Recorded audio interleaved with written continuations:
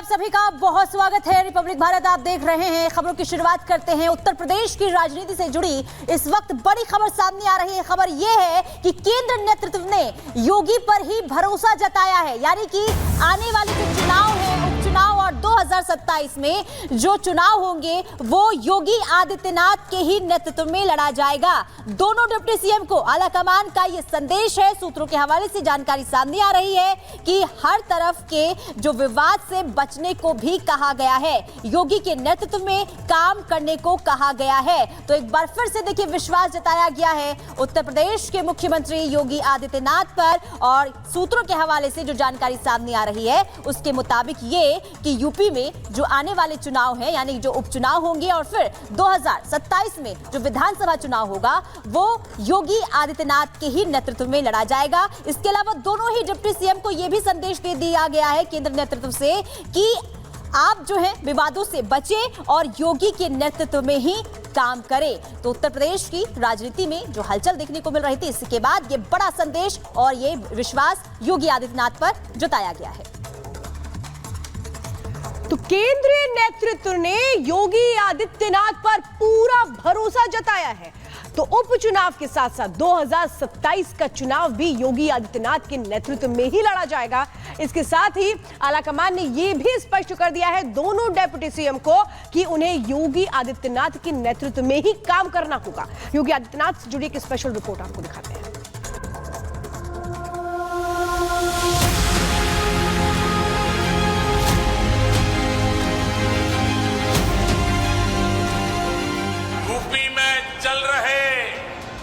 ये हजारों करोड़ रुपए के प्रोजेक्ट आने वाले वर्षों में भारत की प्रगति का बड़ा आधार बनेंगे।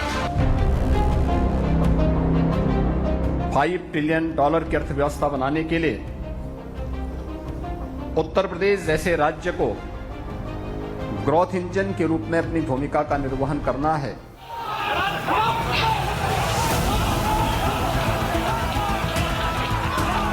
साल था 2017। देश का सबसे बड़ा राज्य उत्तर प्रदेश दंगा, माफिया, अपराध और लचर व्यवस्था के लिए बदनाम था। दशकों से यूपी में ये चलता आ रहा था। साल बीतते रहे, सरकारें बदलती रही।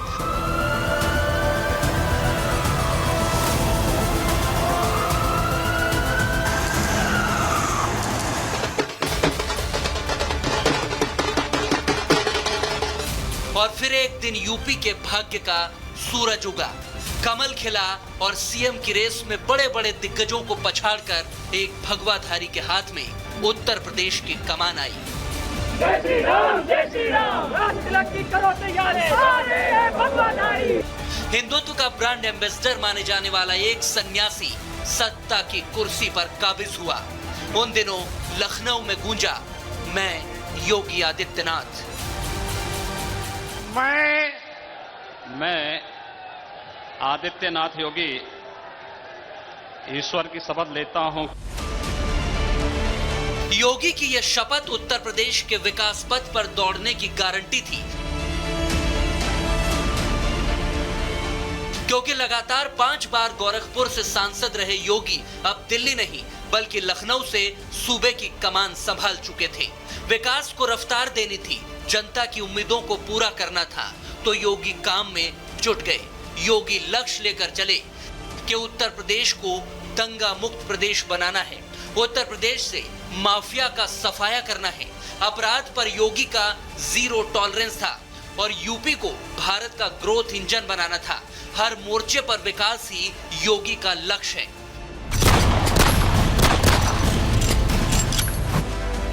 विकास की रफ्तार बढ़ानी है तो यूपी को अपराधियों और माफिया के चंगुल से निकालना होगा। योगी ये बात बखूबी जानते थे, तभी तो उन्होंने अपना पहला ही लक्ष्य क्राइम फ्री यूपी को बनाया। इसके लिए माफिया और अपराधियों को सीधी चेतावनी दे दी कि गुंडे माफिया अब यूपी छोड़ दो।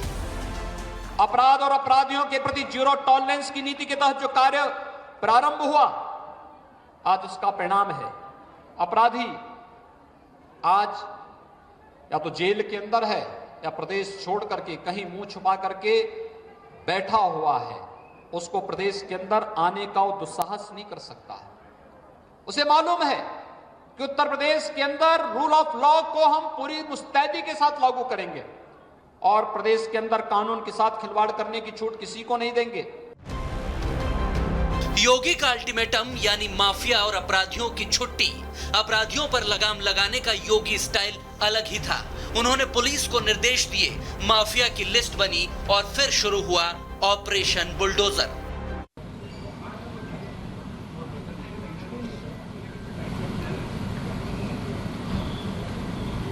मित्रों, उत्तर प्रदेश विधानमंडल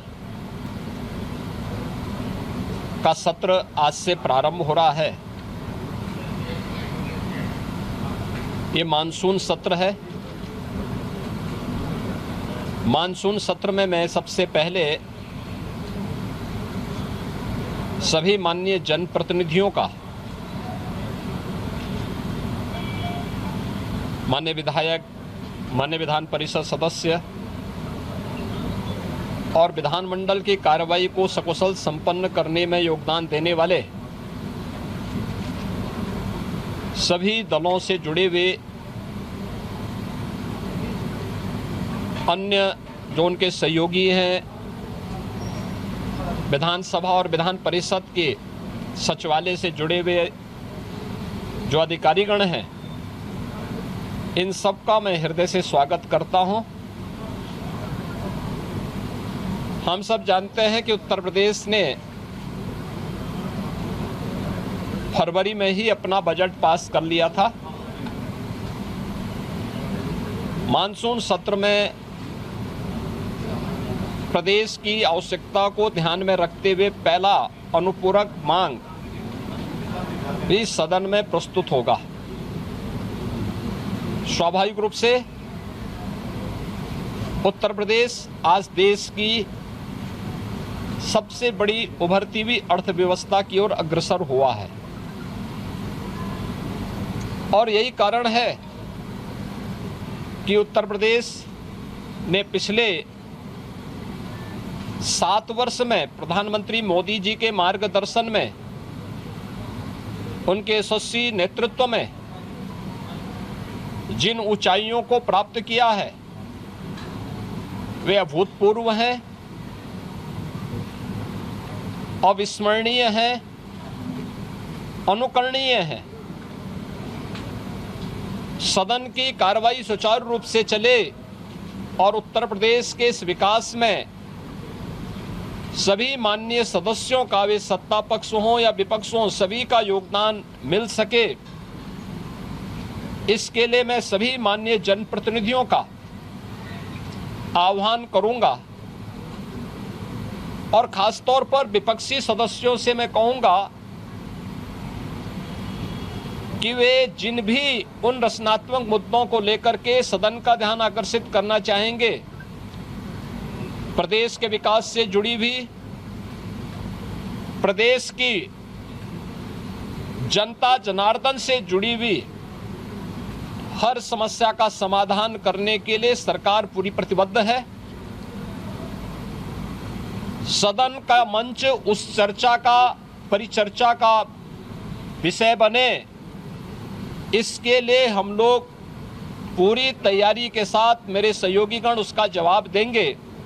सरकार इसका जवाब देने के लिए पूरी तत्परता के साथ वहां पर उपस्थित रहेगी। सदन की कार्रवाई सुचारू रूप से चल सके, विधायी कार्य सकुशल संपन्न हो सके, इसके लिए माननीय सदन से जो भी माननीय सदस्यगण हैं, उन सब से मैं अपील करूंगा कि वे सभी अपना सकारात्मक योगदान मानसून सत्र के सुचारू संपन्न करने में अपना योगदान देंगे। इसके लिए आज से प्रारंभ हो रहे मानसून सत्र में मेरी सभी माननीय सदस्यों से अपील होगी।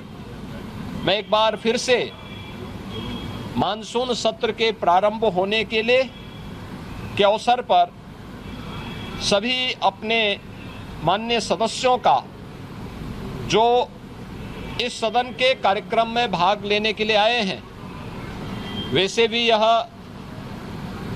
देवादिदेव महादेव का पावन मास सावन मास है और सावन मास में बड़े पैमाने पर हमारे जो शिव भक्त हैं वे सभी शिव भक्त इस पूरे मास में इस कार्यक्रम के साथ जुड़े हुए हैं। तो सावन मास में एक तरफ शिव भक्तों की कावड़ यात्रा और दूसरी तरफ जनता जनार्दन की सेवा के लिए